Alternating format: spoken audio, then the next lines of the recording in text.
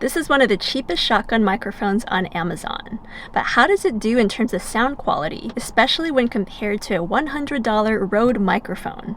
That's what we're going to find out in this video. Alright, so I'm going to show you these clips as a blind test. One is going to be microphone 1 and the other microphone 2. So leave me a comment below and let me know which microphone you think is which.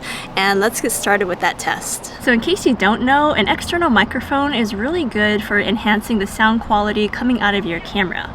In fact, it's one of the easiest ways for you to make a better video. I mean, yes, most cameras do come with built-in internal microphones, but oftentimes it's not the very best sound quality.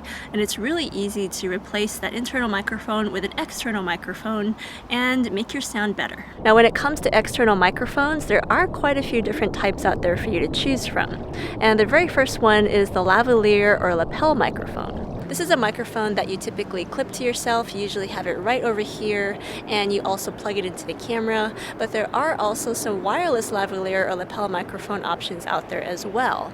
And that's usually our microphone of choice when it comes to filming in terms of sound quality. The main downside to lapel or lavalier microphones is that if you're using the wired version, then they're a little bit cheaper, but you do have to be tethered to your camera because you have to plug it into the camera. So you can't get very far away from your camera if you're using one of these.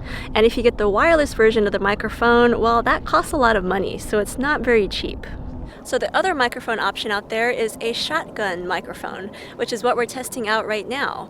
And these microphones range in price. Some of them can be really cheap, such as the one that we're testing out today, and others can get to be really, really expensive. So there's a wide range of prices and also sound quality out there.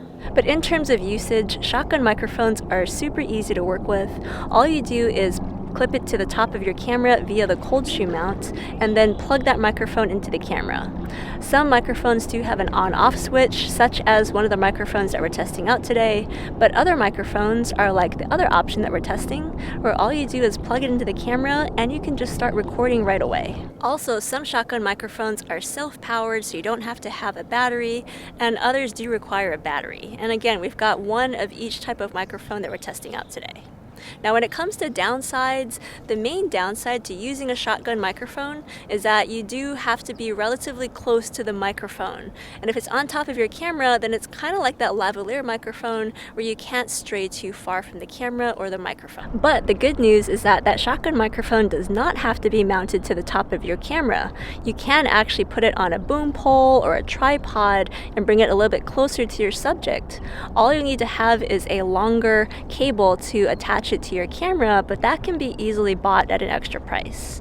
So all around, I would say that the shotgun microphone is one of the easiest and potentially cheapest external microphone options out there. So this is a really noisy area, so it's a really great place to test out how well these microphones can do to pick up my voice and not pick up so much external noise, because there's quite a bit of it around me now that I'm below this freeway. How good a microphone is at isolating a voice and not picking up a lot of external noise is a really good indicator of quality.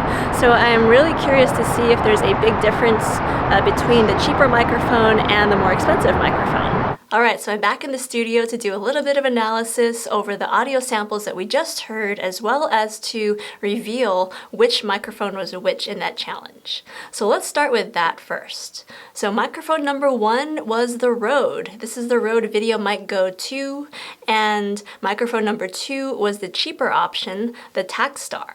The exact brand is the Takstar SGC600, and this is about $30 on Amazon, so this is among the cheaper shotgun microphones that you can get. Meanwhile, the Rode is not terribly expensive actually. It's about $100, which, I mean, that's actually fairly cheap for a shotgun microphone. They can definitely get more up there in terms of price. But yeah, let me know what you guys think in terms of the quality. Were you surprised at all? Because I definitely was. For a $30-something microphone, I thought that the Takstar actually performed really well. I do think that the Rode did slightly better in terms of isolating my voice and making sure that that sounded really good. And it also did a little bit better in terms of canceling out the noise. But the Takstar was still pretty good for $30. I mean, it's really hard to go wrong with this mic. One other thing to note is that when I was doing those sound tests, we weren't using those furry windscreens. We were only using these thin foam windscreens. And also I was using a Sony a7 IV as the camera. Now price is just one comparison point between these two microphones. There are a few other features that are different. First of all is the Rode. So the Rode is self-powered, so you don't have to charge it, you don't have to put in a battery. There's also no on-off switch. In fact, there's really no switches at all on this microphone. You can just plug and play, and that makes it really easy to use. There's nothing, there's no settings with this microphone at all, which can be good and bad.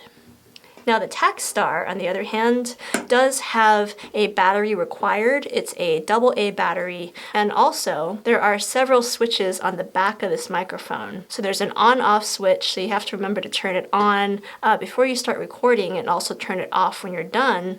And there's also a little bit of gain, so you can adjust that. And there's also a low-cut filter for cutting out certain frequencies of sound. So the extra buttons and features on the Takstar can make it seem a little bit more intimidating because it's something that you'll have to learn more about before you start using the microphone.